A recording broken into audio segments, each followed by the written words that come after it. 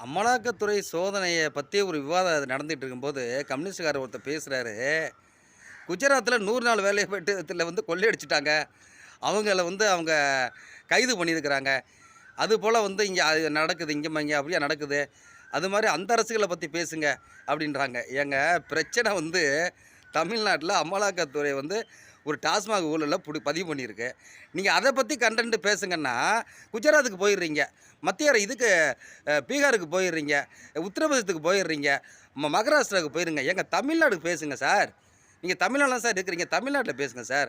அங்கலாம் கம்யூனிஸ்ட் கட்சி இருக்குல்ல, அவங்க பேசுவாங்கல்ல. அத ஏன் நீங்க பேசிட்டு இருக்கிறீங்க? நீங்க தமிழ்நாடுல நடக்கிற பிரச்சனைய பேசுங்க சார். வெளியில முதல்ல வாங்க சார். போய் ஒரு ரூம்ல போய் அடைஞ்சிட்டீங்களே சார். கூட்டணிக்கு போனீங்க. அங்கேயேவா போய் தங்கணும்? வாங்க, இங்கிட்டு வாங்க. இங்க பாருங்க அமலாக்கத்துறை பிரச்சனை ஓடுது. அத பாருங்க, யார் இந்த சாரு? அரக்கோணத்தில ஒரு பொண்ணு 20 வயசு பொண்ணு வெளில பேட்டி குடுத்துருக்கு. இன்னும் 20 பேர வச்சு இந்த செய்வ செயல்ல ஒருத்தர் சீரழிச்சிருக்கிறாருன்னு சொல்லுது. பாருங்க சார். இப்ப இங்க பாருங்க. குஜராத்துக்கு ஏன் போறீங்க? குஜராத்தில கம்யூனிஸ்டே இல்லையா? அவங்க அங்க பேச மாட்டாங்களா? நீங்க இங்க வாங்க சார். இங்க பேசுங்க. கம்யூனிஸ்ட்லாம் எவ்வளோ பெரிய கட்சி சார். எவ்வளோ பாரம்பரியமான கட்சி. தோழர் ஜீவாங்கிறவர் எப்படி இருந்தாரு? எப்படி வளர்க்கப்பட்ட கட்சி இது. நீங்க என்ன சார் 1952ல நீங்க எதிர்க்கட்சி தலைவரா இருந்த கட்சி சார் நீங்க.